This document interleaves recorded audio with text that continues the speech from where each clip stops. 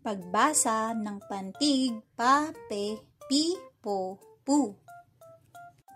Bago ang lahat, please don't forget to like and subscribe to my channel.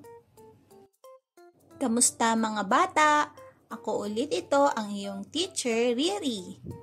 Aking babasahin ang mga pantig at sundan niyo ako. Pa, pe, pi, po, pu. Ulitin natin. Pa, pe, pi, po, pu. Ngayon, kayo lang ang magbabasa.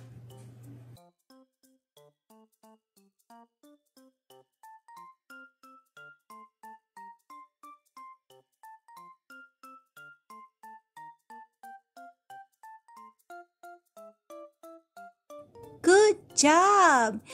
Ngayon basahin natin ang mga salita na nagsisimula sa pantig. Pa, pa, papa, pe, ra, pera, pi, to, pito, po, lo, polo, pu, so, puso. Good job! Kaya mga bata, huwag kalimutang mag-practice lagi magbasa sa bahay. Salamat sa panonood at hanggang sa susunod ulit. Paalam!